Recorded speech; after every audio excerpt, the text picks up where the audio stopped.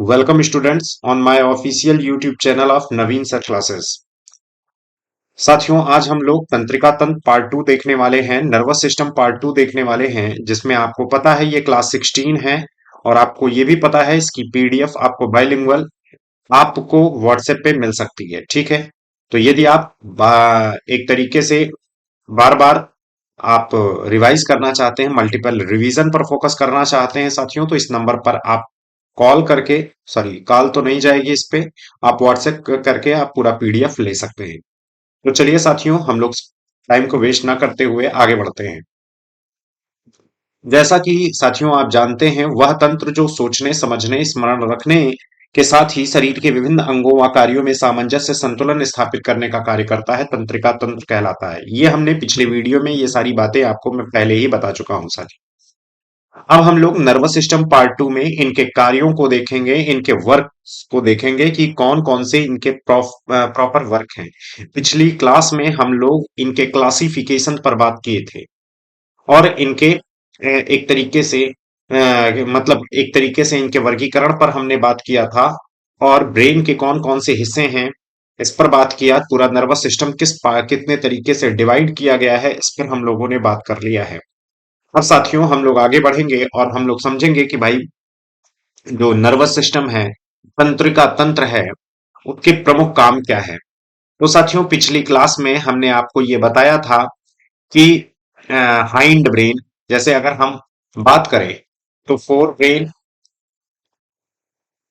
अग्र मस्तिष्क जिसे आप कहते हैं, मिड ब्रेन जिसे मध्य मस्तिष्क कहा जाता है, और साथियों हाइंड ब्रेन जिसे पश्च मस्तिष्क कहा जाता है।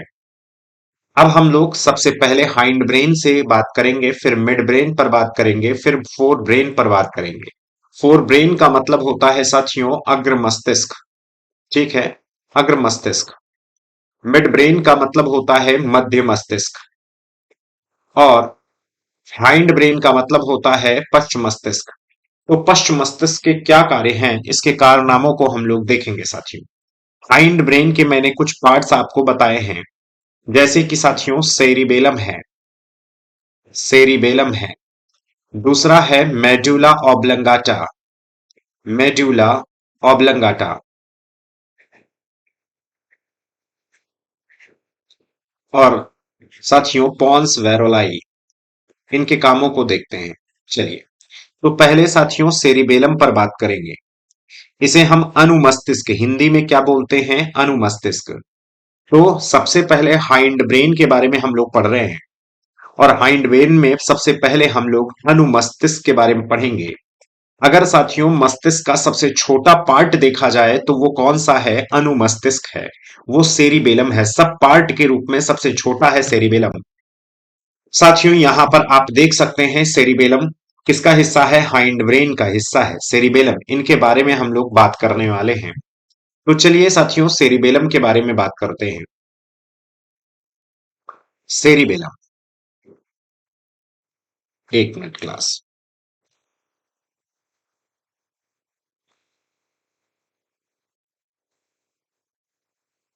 ठीक, चलिए साथियों सेरिबेलम के बारे में बात करें। देखिए साथियों, जितने हमारे शरीर के वॉलेंट्री एक्शंस हैं, वॉलेंट्री एक्शंस का मतलब ऐच्छिक क्रियाएं, ऐच्छिक क्रियाएं,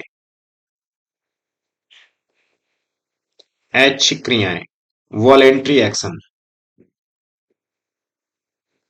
वॉलेंट्री एक्शंस, वो सेरिबेलम ही काम करता है। जैसे साथियों स्पीकिंग है, स्पीकिंग का मतलब क्या होता है, बोलना। ठीक, अब इतना तो हिंदी आप जानते हैं।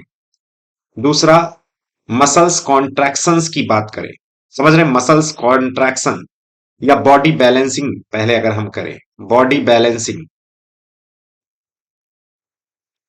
मसल्स कॉन्ट्रैक्शंस, मसल्स कॉन्ट्रैक्शंस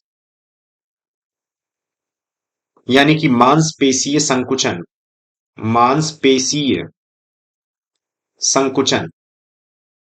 जैसे जब हम लोग चलते हैं, बैठते हैं तो उसमें मांसपेशियों का संकुचन शिथिलन होता है। शारीरिक नियंत्रण। तो साथियों ये जितने काम आप देख रहे हो ना, शारीरिक नियंत्रण हुआ, मसल्स कॉन्ट्रैक्शंस हुआ, स्पीकिंग हुआ, ये पूरा का पूरा काम कौन देख रहा है? सेरिबेलम देख रहा है साथियों, अनुमस्तिष्क देख रहा है। जब कोई भी व्यक्ति जो अल्कोहलिक है, अगर वो अल्कोहल ज्यादा कंजम्स कर रहा है, यानी कि अगर अल्कोहल का ज्यादा कंजम्पशन हुआ बॉडी में, तो साथियों हमारा सेरिबेलम सबसे ज्यादा प्रभावित होता है। ये चीज ध्यान में रखना। यानी कि एक बहुत इंपॉर्टेंट, जैसे जितने भी आप शराबी इंसान को देखेंगे, वो बोलना तो अच्छा चाहते हैं लेकिन अच्छा बोल नहीं पाते हैं। चलना तो अच्छा चाहते हैं लेकिन वो सही से चल नहीं पाते हैं। मसल्स कॉन्ट्रैक्शन यानी कि चलना फिरना उठना बैठना, ये सारी चीजें वो सही से करना चाहता है बट वो नहीं हो पाता। समझ रहे हैं? ये क्योंकि ज्यादा अल्कोहलिक व्यक्ति का सबसे ज्यादा प्रभावित अंग कौन सा हो जाता है? सेरिबेलम साथियों। इसीलिए उसमें ये दिक्कतें आती हैं। तो ये बहुत इंपॉर्टेंट ये क्वेश्चन आया हुआ है, यहां स्टार पॉइंट लिखकर जरूर लिख लीजिए। क्या भाई? नोट। क्या नोट भाई? अगर excess consumption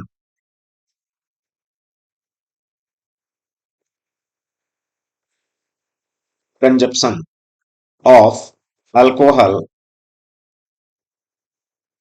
effect on cerebellum,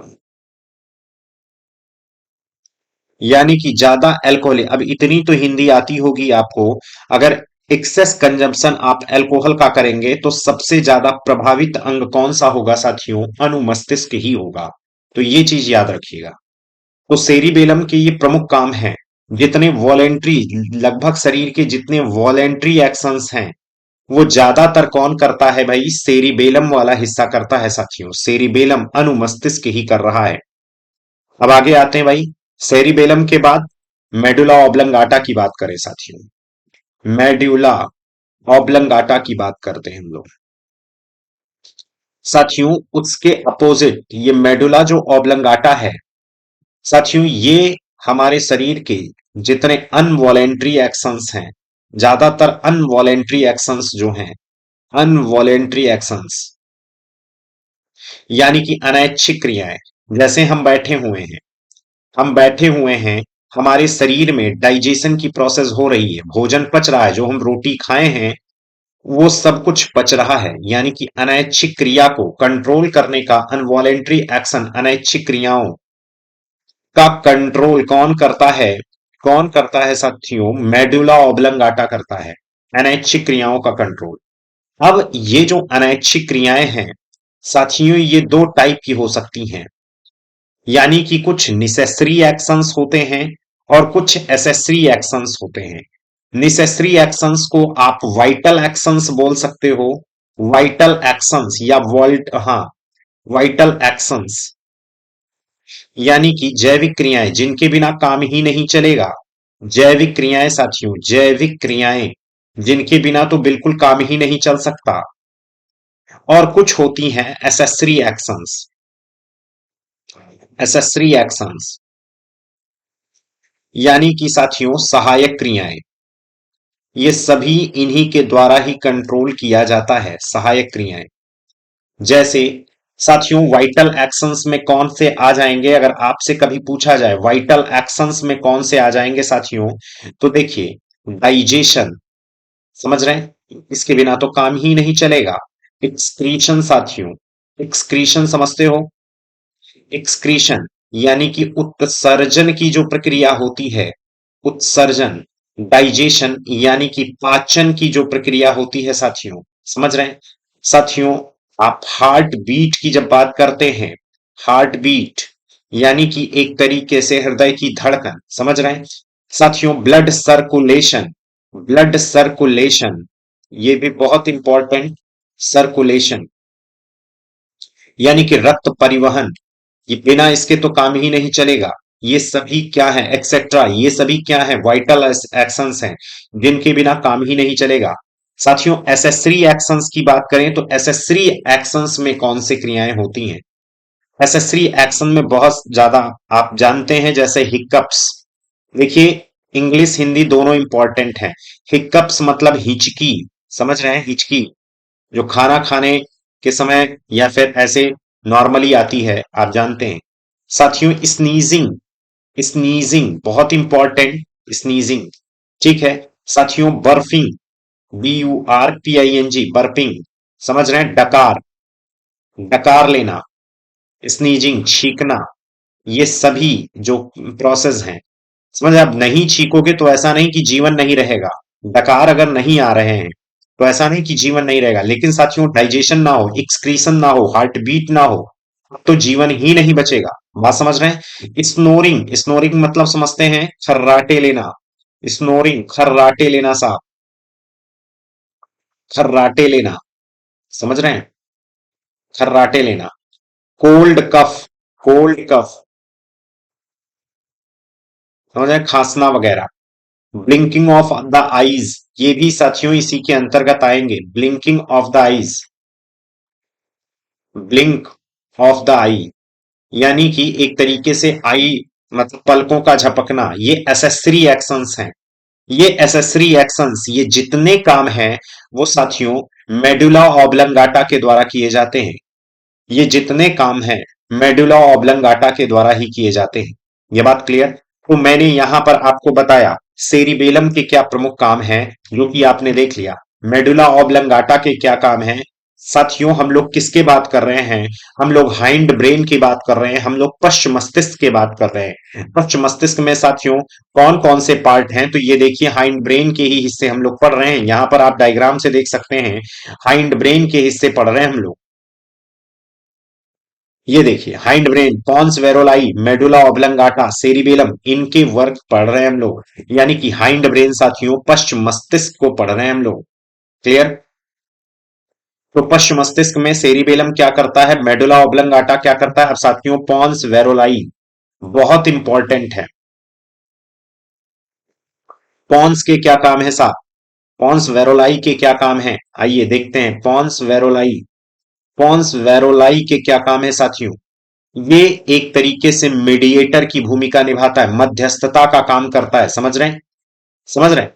ये इट कम्युनिकेट विद बॉडी, ये बॉडी को कम्युनिकेशन में हेल्प करता है। इट हेल्प, ये कह सकते हो, इट हेल्प इन कम्युनिकेशन। अब कम्युनिकेशन मतलब सूचनाओं का आदान प्रदान करने में हेल्प करता है, समझ रहे हैं।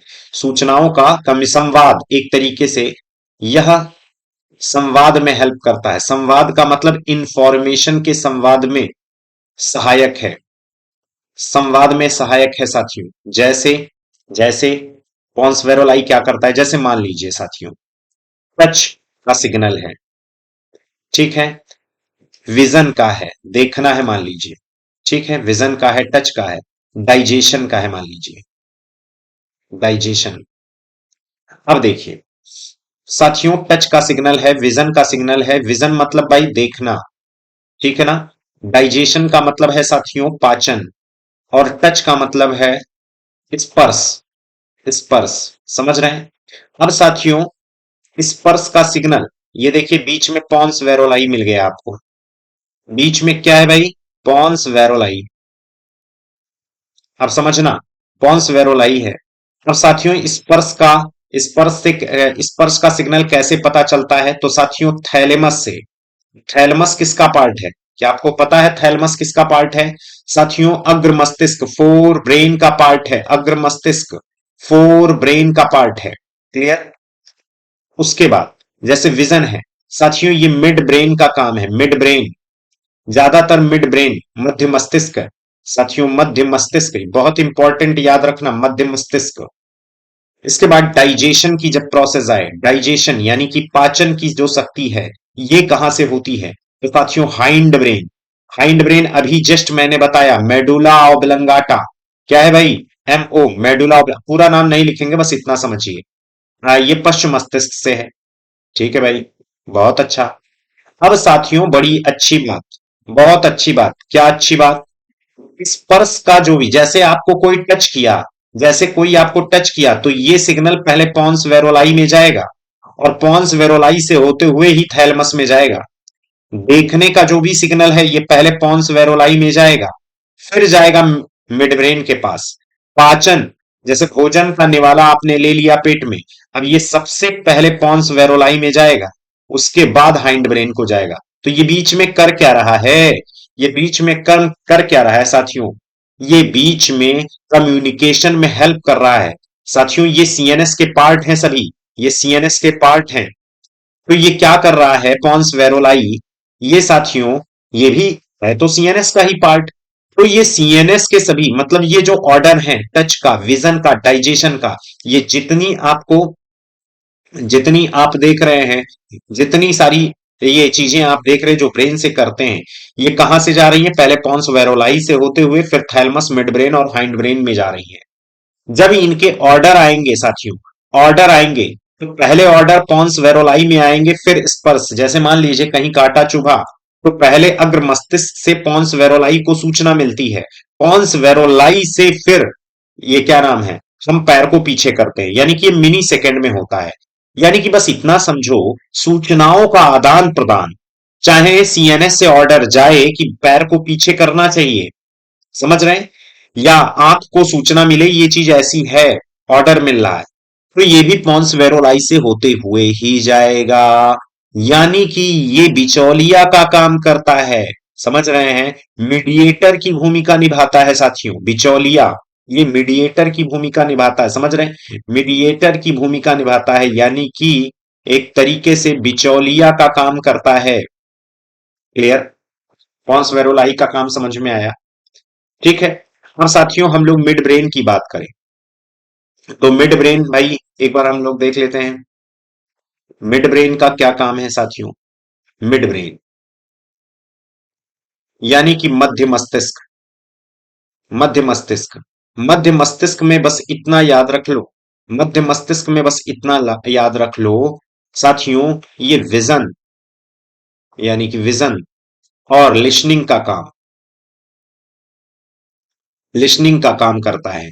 यानी कि साथियों, विजन मतलब देखना, और हियरिंग यानी कि लिसनिंग यानी कि सुनने का काम, बस आपके कान में एक तरीके से संवेदना उत्पन्न करने का और देखने का, आपकी आंखों में देखने, आप जानते हो ना कि भाई आंख में जो प्रतिबिंब बनता है, समझ रहे हैं, जो आंख में साथियों प्रतिबिंब बनता है, वो एक तरीके से 1/16 सेकंड तक हमारी रेटिना पर बना रहता है। तो उसमें हेल्प कौन करता है? Mid brain.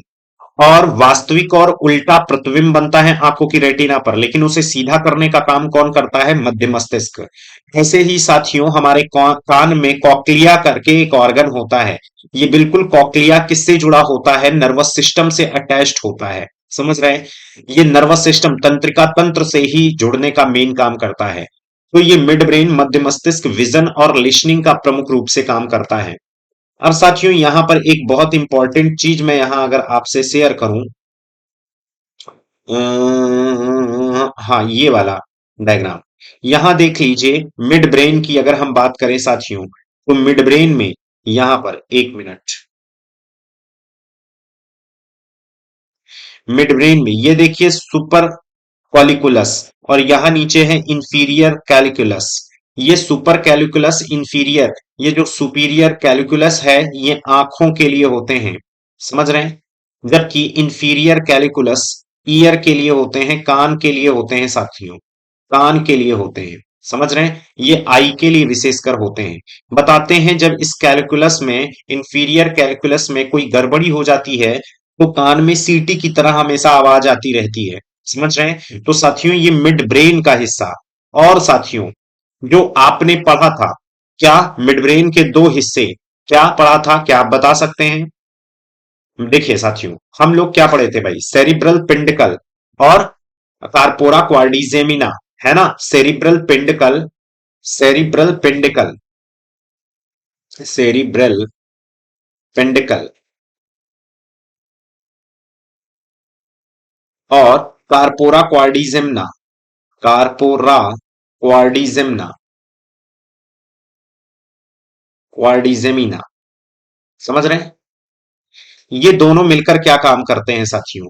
इन्हीं के ही सब पार्ट में ये आते हैं, सुपीरियर कैलिकुलस और इंफीरियर कैलिकुलस। इन्हीं के ही, मतलब देखिए, मिड ब्रेन के ये दो हिस्से, और इन्हीं के ही सब पार्ट में सुपीरियर कैलिकुलस और इंफीरियर कैलिकुलस आते हैं। और ये मेनली क्या काम करते हैं? विजन और ईयर। दूसरा, यदि आपको कोई चीज का एडिक्शन है, कोई चीज की लत है, तो देखिए इसके लिए दो ऑर्गन जिम्मेदार होते हैं। एक तो हाइपोथैलेमस जिम्मेदार होता है, और दूसरा साथियों ये मिड ब्रेन जिम्मेदार होता है। याद रखिएगा, यदि किसी का एडिक्शन है, यदि साथियों, यदि किसी चीज का एडिक्शन है, यानी कि किसी चीज की लत है, समझ रहे हैं? किसी चीज की लत है साथियों, कई लोगों को लत होती है, किसी कई चीजों की लत है। बात समझ रहे हैं? अगर साथियों लत है, तो ये चीज याद रखिएगा, ये मेनली किसके द्वारा किए जाते हैं? मिड ब्रेन, मिड ब्रेन, मध्य मस्तिष्क, और दूसरा साथियों हाइपोथैलेमस, हाइपोथैलेमस, ये याद रखिएगा, मिड ब्रेन और हाइपोथैलेमस। बताएं, किसी को कोई डाउट? बताइए साथियों, किसी को कोई डाउट? एक मिनट, क्लास।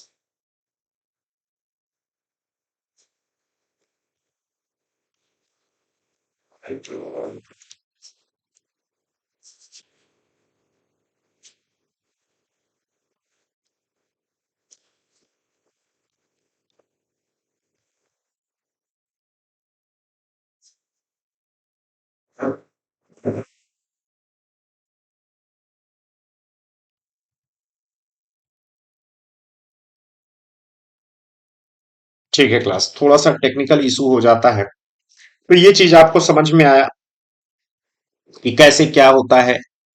ठीक है, तो ये क्या सेरिबेलम के क्या प्रमुख वर्क हैं, ये आपको क्लियर हो गया। मेडुला ऑब्लंगाटा के क्या वर्क है, ये भी आपको क्लियर हो गया, समझ रहे हैं? और पॉन्स वेरोलाई के क्या वर्क होते हैं, ये साथियों आपको क्लियर हो गया। मिड ब्रेन के बारे में मैंने आपको बता दिया। मिड ब्रेन के दो पार्ट यहां पर मैंने आपको बता दे रहा हूं साथियों, ये जरूर याद रखना। कार्पोरा क्वार्डिजेमना, कार्पोरा क्वार्डिजेमना, ये हालांकि मैंने तब भी बताया था, क्वार्डिजेमिना। और साथियों सेरिब्रल पिंडिकल, सेरिब्रल पिंडिकल।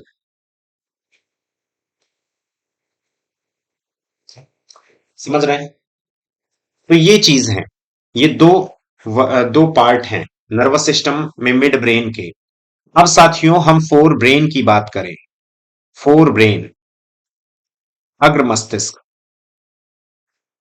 ठीक है, तो आपको अभी फिलहाल बहुत अच्छे से समझ में आ गया साथियों कि हाइंड ब्रेन के क्या वर्क हैं, मिड ब्रेन के क्या वर्क हैं। अब साथियों अगली क्लास में, अगले वीडियो में हम लोग फोर ब्रेन के बारे में समझेंगे, अग्र मस्तिष्क के बारे में समझेंगे कि क्या क्या है। तो हम लोग पहले एक बार पार्ट तो आज ही समझ लें भैया, पिछली क्लास में मैंने आपको पार्ट भी बताए थे, फोर ब्रेन के कौन कौन से हिस्से हैं। सबसे पहले हम लोग साथियों थैलेमस के बारे में पढ़ेंगे, थैलेमस। उसके बाद साथियों हाइपोथैलेमस के बारे में पढ़ेंगे। ठीक है, हाइपोथैलेमस। उसके सबसे इंपॉर्टेंट पार्ट जिसका नाम है सेरिब्रम, यानी कि एक तरीके से इसको हम कह सकते हैं मतलब प्रमस्तिष्क। ठीक है, इनको साथियों मिलाकर हम किस नाम से जानते हैं? डायनसेफेलॉन, द एन, एक मिनट,